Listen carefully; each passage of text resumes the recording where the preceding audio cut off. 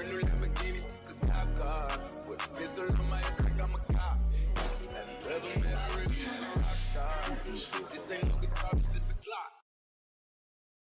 Welcome to the Kenyan Fudge. This is another lead episode and lead segment. It's a banger segment, manze. It's that time of the year. And before niende mbali, you can feel the space. You can feel the space. Or you can feel what's in the air. It's what? Yeah, this fiction studio where this podcast is reporting live to your channel right now, to your TV. Yeah, if you're new, kindly subscribe and like on the Kenyan Fudge. And talking of this time of the year, this time of the month, this time of the week, it's that period where people associate it with love, people associate it with cuddling, manze, people associate it with romance. And let me tell you something. I don't understand it. I don't understand it. Valentine is associated with the Catholic Church, and it's also associated with the Roman Empire, as from what I can say. And I don't get it. I really don't get it. I don't get it at all. Why do we associate it with bedrooms, hotels, B&Bs, msitu, kiasi restaurant? Yeah, why? And not forgetting, we associate it with Fudge chocolate and actually the Kenyan Fudge podcast. Why is it so? I think it's a big question. Where did Valentine come from? Where did it originate from? I think we'll be having those answers at the end of this segment. Love is in the air. You catch it like no. They say when love is in the air, you kill it like mududus. It's so secret why. That's why Nairobi men don't like this Valentine Day. They just kill this thing called love. They don't like this day. Each time manze, mi nakupea a piece of advice. If you're a very beautiful lady watching this, pay advice. So hizo simkasirishe. This is the wrong time of the month, of the year. Ya kukasirisha nani? Kievo atakuacha. Nasikia ulimuita Brayo. Waita nani Brayo? Waita Brayo bila capital letters. It's a breakup. No way. You call me honey. You call me honey. Do I call you honey? Mbona unite honey? Tume break up. Mimi nakuita sweetheart. It's that time of the year, manze. Ukika vibaya, wewe umeachwa. Saizi alafu pia manze tulikuwa na men's conference. Sijaiba siri but wase wana travel. Kuna wenye tunaenda business away for some 3 days, 4 days, kuanzia around 10th hapo. Tutakuwa tu business trip away, so ukiona mtu ako mteja usiseme ati yako represent. Ni venye tu. So acha niulize, nikikuwa siku ya Valentine's tutakula nini? Si niende men's conference na alafu tukule December ama mnaona aje? Nairobi, it's name. Nasikia Nairobi, I can still remember the Crotchets one says that Nairobi is the city. It's a city where your girlfriend is my girlfriend, and it's not lie. It's not lie bana. Watu wanaachana Nairobi. Kuna wengine wanajiita Nairobi, sijui Nairobi waliachana. Manzi, it's that time of the year. Mnaachana mbona hii time, Why? Nasikia sijui nani this toxic shit, But on a serious note, during the past week I came across a petition that was filed by Oga Obina. It really touched me. No matter ni mambo tu ya mapenzi, unaelewa? Hii mambo ya mapenzi watu hawezi elewa. So it happened, he filed a petition that kuna peshte yake alikuwa a victim of gender-based violence. Male gender-based violence to be precise. Unaget? And umejua hizi ni violence wase uchukuanga for granted. Okay, mimi sielewi violence, gender-based violence ni tu umepigwa na wife ama kuna other aspect. I think that's the reason tuko hapa kwa the Kenyan Fudge. Tuko hapa kwa the Kenyan Fudge tujue hii violence ni nini, because enyewe talking of it, most of us men are masculine enough. Huwezi sema utapigwa tu na bibi bure. Before your story, let me take you to a story ba. This interesting story about Tom. Kuna wengi wamaliza high school kila mseo kuna turning point alikuwa maliza high school. There's always that period manzi uko nje, you're very very free. A lot of free time. free time a lot. So Tom kijana kwa estate ameunga kidogo, ameshona, mnaelewa tu kazi yeye ni very disciplined boy, respectful. Anachezanga tu kwa estate. Hana mambo nyingi. So Tom siku moja anatoka kwa hao, anashuka stairs. Jirani anamuita, "Tom, mambo?" Tom is a very respectful boy. Ana towards the lady anamwambia jirani, anamwambia, "Poa sana, unasema aje?" Tom anaambiwa bana, "Niko na shida ya bulb manze, bulb haifanyi kwa nyumba. Sijui nini imefanyika." Tom kwanza ako na knowledge ya physics. Kwanza hawezi shindwa kutengeneza bulb. Hii ni kazi rahisi. Hii ni kazi one touch. Tom anaingia ndani, anaangalia, hii bulb kweli imeharibika kweli. Design ama niliekwa ni kama tu ilikuwa ya story, lakini ni sawa tu. Tom anatengeneza bulb inawaka. Tom anaambiwa, "Hapana, huwezi enda kama hujakunywa chai." Tom ni nani? Kwanza ni asubuhi, kiamsha kinywa. Inaitwa kiamsha kinywa ama ni? Kiamsha kinywa manze. It's very early, it's in the morning. You just woke up and mtu anakushaka kiamsha. Tom ni nani? Take a seat. Leta chai. Anza kubugia pole pole. Few moments later, jirani anakurudi. Lakini jirani anarudi ako na taulo hapo kidogo. Tom analenga tu, anaelewa hizi. Unajua zile nyumba unapitaga hivi bafu iko huko. Mnaelewa? So lazima upite sitting room. Pita hivi, taulo inaangushwa bana. Hapo ndo nasikia Tom anapatikana kwa ile situation where the head has to think before the head. So Tom anajipata kwenye situation bana. Kichwa gani itafikiria? Kichwa gani itafikiria? Hebu. Sasa tusikie Tom. Tom anaamua kufikiria na kichwa ya pili. Maneno ina go down, sikupenda kwake. Yeye kitu hajaiona. Anaonaga tu kwa TV. Na sasa kichwa ya pili imeona in real life. Ikaanza kufikiria. Kitu ina happen. Tom anaenda tu home, ananyamazia story anajua tu story yeye mwenyewe ndo anajua. Watu wawili tu hapa duniani hao ndo wanajua. Naendelea kila siku Tom lazima itiwe chai. Kwanza kitu Tom ilikuwa na mbamba akitiwa chai bana, anasikia ngoma fulani. Ngoma gani? Tom aliniambia story ngoma. Ngoma ya Nelly ilikuwa inaimbwa aje director? Yo song ndo play hapo. Song anasikia hii. Tom anasikia ngoma kila siku asubuhi. Mmoja madhe ajuangi madhe huenda job.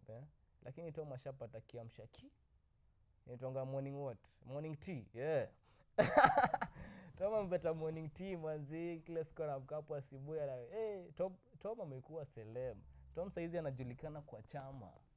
Amejulikana kwa chama, yani anapangua merry go round. Tom a very youngster. Anaingia box ya merry go round, anaenda merry go round.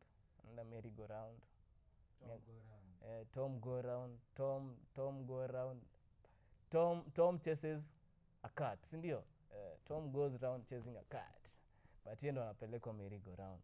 Yeah, it's a case scenario that do happens to very young men. You get kupali home. Mmoja nasikiaga these women bana when wakifika your stage, hiyo kitu inaitashaga sana when they are ready to ni menopause. So unapata husband ali travel. But I fail to understand. Is this a case somebody supposed to report? Is this sexual violence? Ama ni kila mtu anasikia raha? Sielewi. Mimi ningependa kujua cause is this a case scenario where Tom is supposed to report it as a sexual violence? But they tuko hapa kujua about violence, and our first violence tunaongelea ni sexual violence. This is something that happens to very many young men. And mimi ningependa tu kujua, hii ni kila mse opinion. Did Tom had control over the situation, or the situation was controlled for him?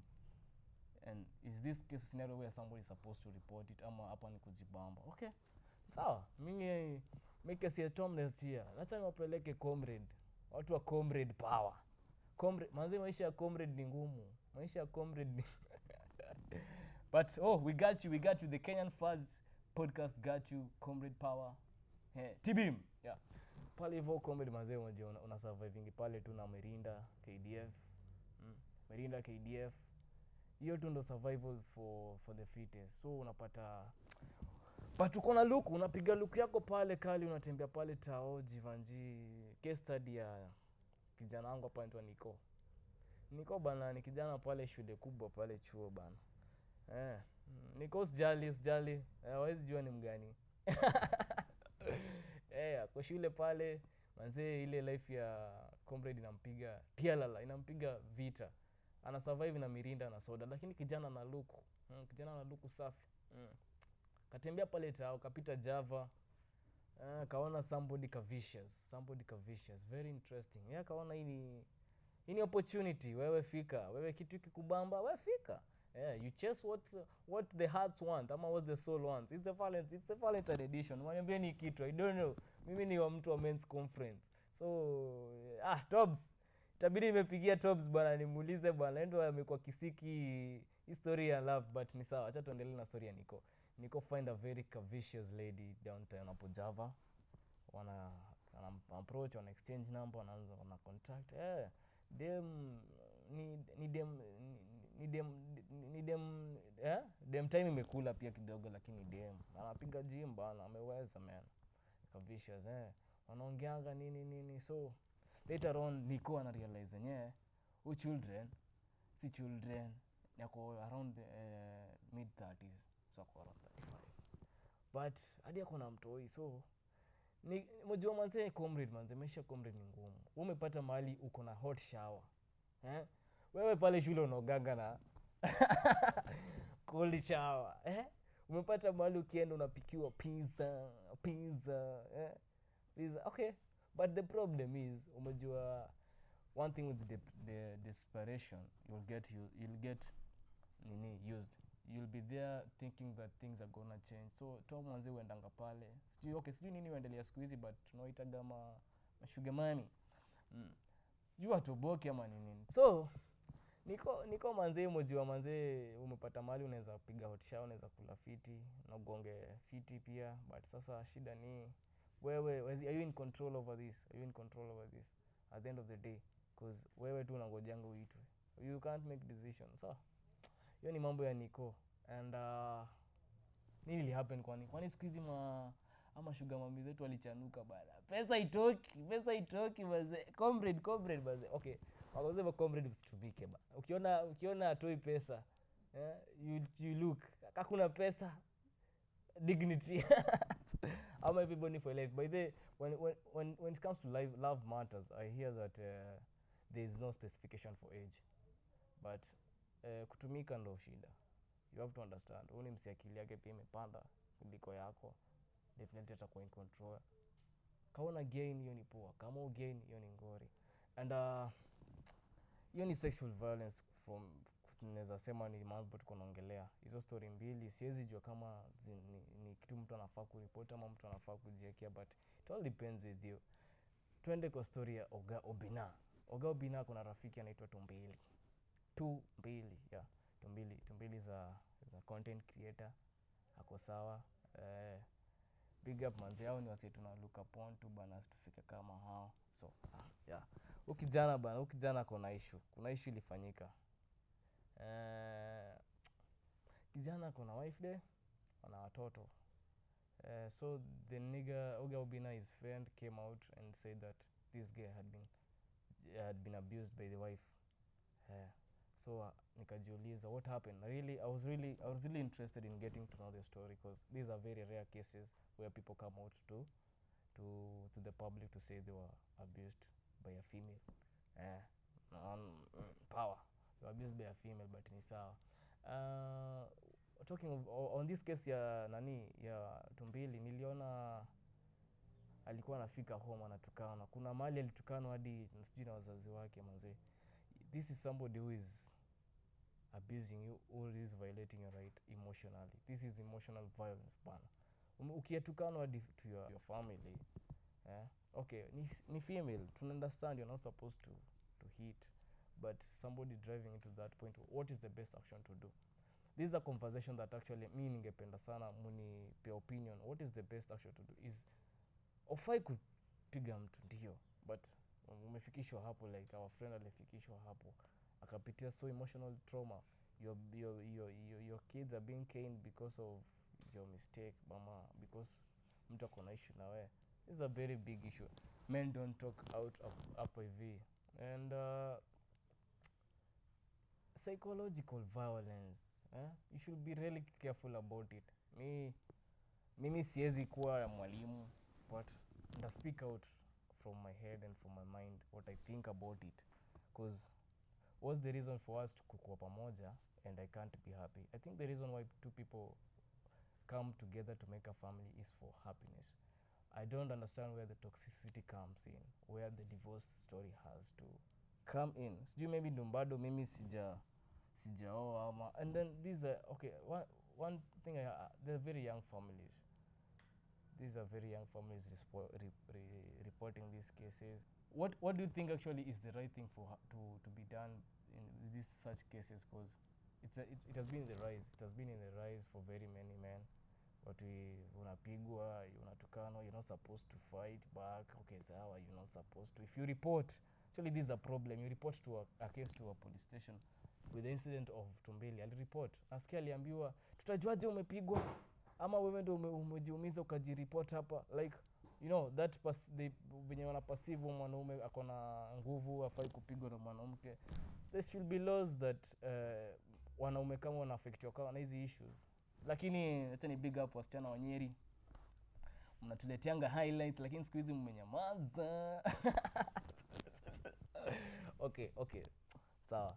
It's just about to do violent, but I was in a matatu when I was coming to shoot this podcast, and I saw a writing somewhere. Inasema heri kuishi na nyoka kuliko kuishi na mke mkorofi. Heri kuishi na nyoka kuliko kuishi na mke mkorofi. Yeah, I saw that in a matatu, and it really struck my mind before nikuja hapa. Courtship ended long time ago. There's nothing like courtship nowadays because people rush to make decision. But ni sawa. Manze, big up to radio. Radio is always a big thing. Manze, radio ndo kuna content. I was listening to Maina Kageni, and kuna msee alipiga call akasema, hello Maina, mimi niko na issue. Akauliza uko na issue gani? Me I have a problem. I think I'm addicted. Akauliza you're addicted to what? Akasema he is addicted to loving old women. I'm like, wow. Okay, the strange thing was, beside me there was a very middle-aged woman, manze, seated, very nice looking, lovely. So tunasikia story sisi wote pamoja. Huyu ni kijana barabara amepiga simu kwa radio, anasema kuna issue. So mjua na try to mind my own business, lakini pia baadaye anajua story inaendelea. Na yeye pia anajua ameweza bwana. Okay, story ya Maina. So this guy claims to that ako so obsessed with old women. Na hezi do anything about it. Because anasema akicheat na old women hawezi get pregnant kitu ya kwanza. Amefika menopause. Hakuna mtoto amletea shida nyumbani. So how can we help this kind of a guy? How do we help? And it's Valentine. So sijui katapeleka shosh Valentine's ama atapeleka mom Valentine's. Tutaona. Najua zita trend. Tunangoja watu kutrend trend. Mojua Nairobi you have to trend. Hata uwe nini. Talking of Valentine's, kuna kijana anaitwa Vincent sijui nani. Nimemsahau. Alinunua flowers akaenda Kwale. Got to Kwale akataka kupeana flowers, manze dem atokei. Kijana manze alikuwa heartbroken vibaya sana. Had to come back to Nairobi with the flowers, and me by them sielewi. So kuna mtu hapa alikuwa side dude. Kuna kitu ka side dude, si ndio? By the way, me I want to congratulate men. As men we're always very okay being a side dude. But do you know why we always okay being a side dude? Because utakuwa side dude na utago with the rules. Akikwambia usipige masaka hizi, wewe usipige. Uko tu sawa. Siwe bora umepewa. Umepewa kitu man. But here comes a problem. By the way, even ladies don't have a problem with being side chicks. But the problem always come because kudema kwa sawa na kudate ninja kona wife day. Bora kwa sawa, bora mnamweka poa. Dema wanaga ngori. But shida inakuanga manzi. Akisha get comfortable, ukishapata comfortable, emotions inapanda. Anataka kuanza kujua mama. Anataka kuanza kujua. That's the difference between sisi. Men sisi hatutaki kujua hata huo ninja anaishi wapi. Sasa nyinyi mkigeti usha get comfortable, unataka kujua mama. Na tuliamua hii kitu mtaribu Valentine. Change your mama. And you know, the funny thing again is like huo dem ako poa kwa side chick ya ninja kwa na wife, but hayuko poa kwa cheated on. Moja mimi sielewi. What are we supposed to do? But it's Valentine's brother. And hizi ndo swali najua ziko answer during Valentine's. Kuna watu wanaachananga. Sasa hizi ndo ile period watu wanaachana. Cause unajua manze hii love is in the air. Talking of Valentine's, acha niwapeleke Rome. A story in Rome. The 3rd century in Rome. There was this priest by the name who? Claudius. No, the priest, yeah. There was this emperor by the name Claudius II. He was ruling Rome during the 3rd empire. Na umse mazee alikuwa king mwingine mserious sana. Mmoja hii ndo time kato mazee walikuwa na take over, wanachukua maland nini, so they needed soldiers. So King Claudius akamua all the young men in that country in Rome wafai kuwa na bibi. Because what I believe that good soldiers were made by men who were not having families, who didn't have people back at home to go and look for. So wakadecide wewe kwa ni kijana mdogo unafaa kuwa bachelor. But there was this priest by the name Valentine. No priest manzeli ona hii wezi. Hakuna venye ma lovebirds wako tu kwa streets. Manze imagine Rome iko Italy. You know, I think hata ni city of love. Watu pelekana tu uko tu. So imagine hiyo enzi bado watu walikuwa wanapendana na mnaambiwa msioane. Juu king anasema mnafaa kwenda vita. So there was this priest by the name Valentine. Akaona hii wezi. Watu wanapendana. So he used to wedlock these young men in private. Siku moja manze akakuja akapatikana. So King Claudius akaamua Mr. Priest Valentine aku executed.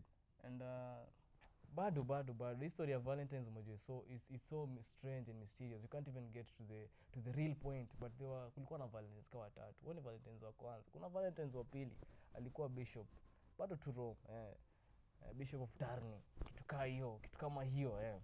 So who bishop alikuwa anaonanga manze venye Christians wanakuwa punished harshly manze uko Rome manze.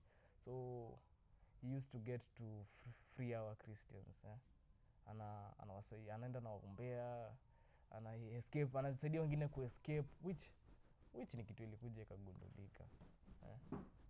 Yeye pia manze akabidi amewekwa ndani. This Bishop Valentine. I told you the history of Valentine is very mysterious, because we have case scenarios, or the legend scenarios of 3 priests. The first priest bado alikuwa anaitwa Valentine, wa pili bado alikuwa anaitwa Valentine. So watatu, huyu aliyeko ndani. So huyu watatu pia aliyeko ndani, but alikuwa beheaded outside Rome. Before kuwa beheaded alikuwa kwa prison. Pale kwa prison manze priest miaka nyingi manze akapata love, akafall in love, accidentally he fell in love with a daughter of a fellow prisoner.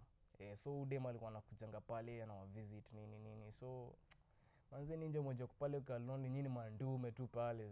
Priest akamwambia manze nimekuwa ndume huko kwa church, tena niko mandume hapa, akasema na hapa naenda kudedi. Hata ni fall in love. The priest fell in love with a young lady. So he used to write these letters to the lady.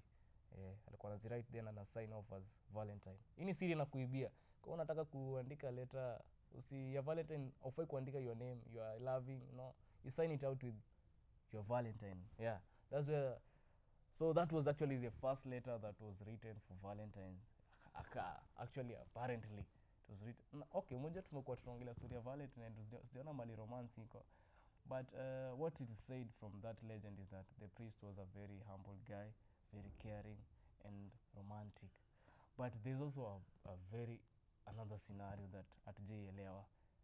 Unajua wasa Christian walikuwa take over the world, and when they came to Rome kulikuwa nao ma pagans. hao ndio walikuwa wanaishi huko, na huko kulikuwa na marulers wao the founders of Rome walikuwa na ni Romulus na Romulus hao ndio walikuwa the founders of Rome. So huko hivyo kulikuwa na churches nyingi na kulikuwa na magods, na hao magods they had a feast of the god of fertility. God of fertility ilikuwa hii feast ilikuwa held between the middle of February. This is where the feast was being held. Now the middle of February kukumbuka ni siku ndio tuna celebrate Valentines. So apparently Christians walikuwa wanasema wana celebrate your middle of February to acknowledge the death of and remembrance the death of Priest Valentine. But there's another story. Wanasema tu hiyo story wali bring up. Unajua wezi elewa watu wa Vatican. Watu wa Rome wezi elewa. Nakumbuka hata sijui kuna Biblia 2 ama ni Biblia 3. Hatuelewi. We don't understand. So this festival used to happen during the middle of February.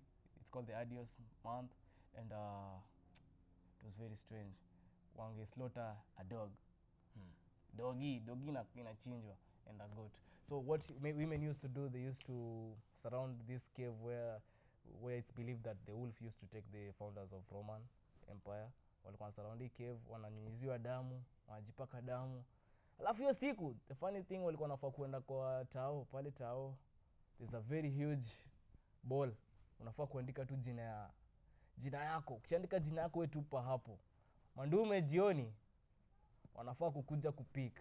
And that's how people used to get married kwa hao mapagans manzi. Wewe nyinyi mnaenda kuomba pale, mnapakwa damu, jioni unaandika jina yako.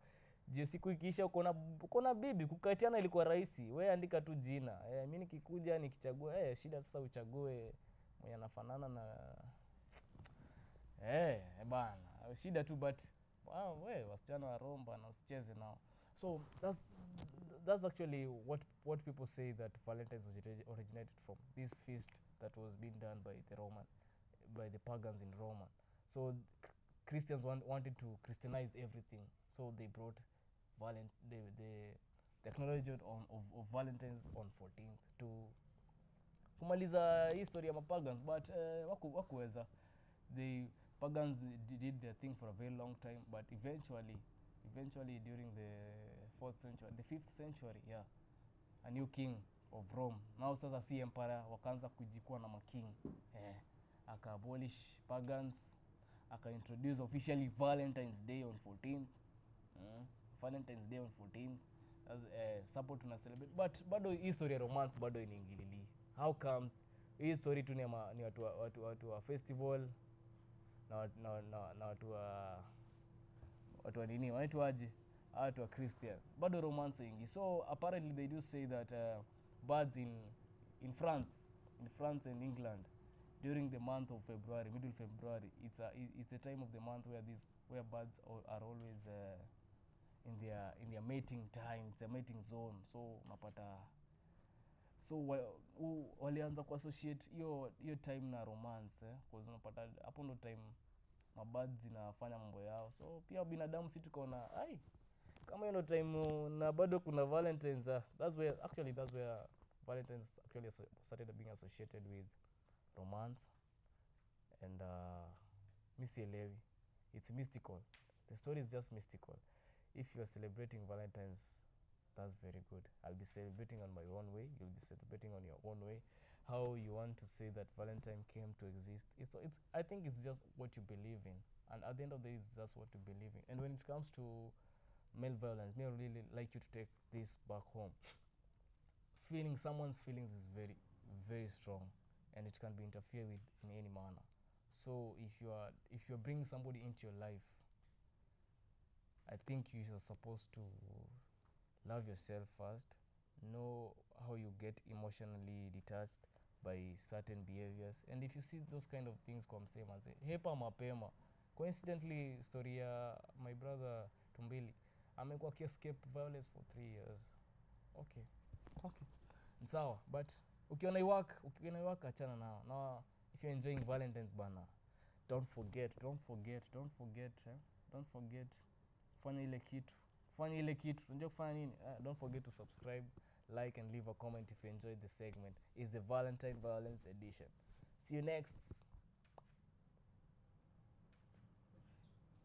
Any